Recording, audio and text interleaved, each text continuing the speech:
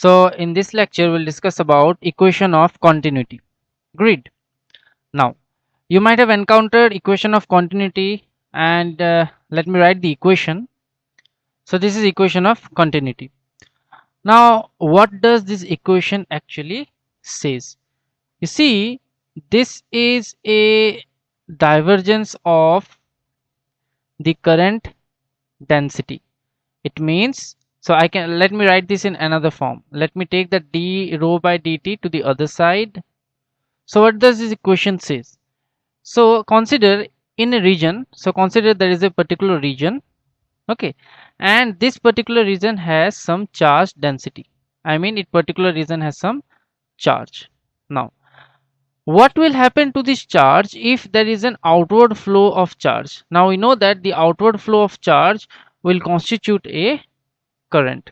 Okay, so if there is an outward flow of charge, or if there is an outward flow of current, then obviously the charge will decrease.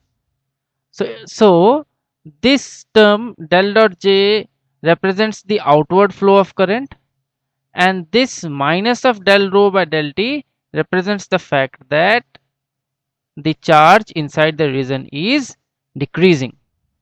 Now I know it is still not intuitive, so let us write it in a form so that it becomes more intuitive. Okay, so I have written the equation again. Now I'll do something.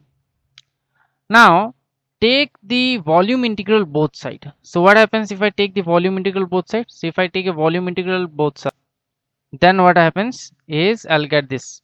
Now, so what is the volume that I have taken?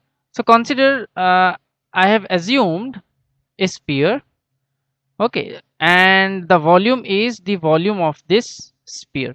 Okay, the volume of this sphere, I consider it is as V. Now I assume there is a particular charge q inside the sphere.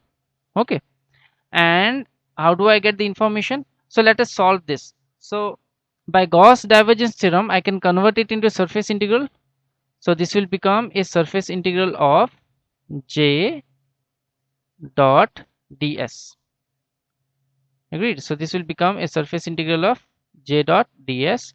And what am I left with in the other side? So what is volume integral of charge density?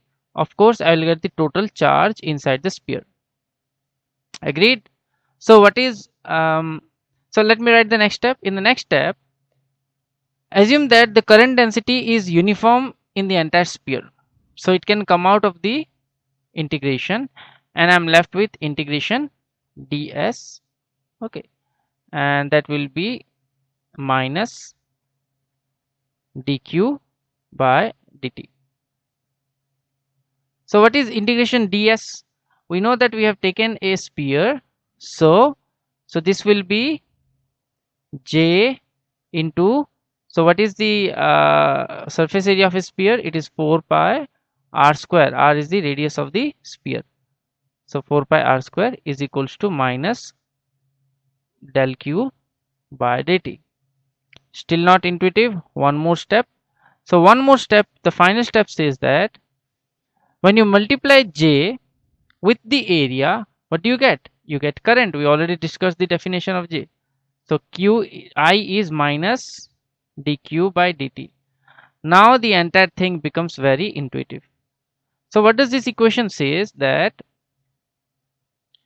if you have a spherical surface and inside the spherical surface you have charge q, and if there is an outward motion of charges, so consider there is an outward motion of charges, and these outward motion of charges, they constitute a current. So what will happen if the charges come out of the sphere in the form of current? So obviously the charge inside will decrease. It means if there is a flow of charge outside in the form of current, then obviously the rate of change of charge with time will decrease. So there will be a dq by dt happening inside the sphere. This information is what the continuity equation carries. So the continuity equation says that if there is a flow of charge because of a current and all the charges flow outside the sphere, then there will be a decrease in the charge inside the sphere. So this is nothing but it's a statement of conservation of charge, because in the form of current, if the charges are coming outside of the sphere, then obviously there has to be a decrease in charge inside the sphere. So it's a very simple theorem, but it has a very powerful implication. So before understanding this theorem, let us try to derive this theorem from Maxwell equation itself. So the conservation of charge, so this theorem I can say as conservation of charge. So this theorem can be derived directly from Maxwell equation. So let us see how can we derive it. So this was our Maxwell equation. Now what you do with the Maxwell equation is take divergence both side. So take del dot, so this side what you do is you have a cross, del cross B. Okay, so take divergence both sides. So what you get, you on the other side you get, so this is what you get. Now remember that divergence of a curl is 0, so this part will become 0 and you are left with, so mu naught del dot J. Okay, and so what is del dot E? So remember Gauss theorem. By Gauss theorem, del dot E is rho by epsilon naught. Agreed? And the epsilon naught in the denominator and the epsilon naught in the numerator, they will get cancelled, and I'll be left with mu naught del rho by del T. Now if you take mu naught to the other side, since it's a constant, then what do I get? So if you take mu naught to the other side, I get the continuity equation, because see what will happen if you take mu naught to the other side, you will be left with del dot J and you will be left with del rho by del T. So you can see that Maxwell equation automatically incorporates inside it the conservation of charge. So you can see that equation of continuity is already inbuilt inside the Maxwell equation. And we have already discussed the physical meaning of the equation of continuity. Okay. So I hope you understand equation of continuity. In the next lecture, we'll discuss further on electrodynamics.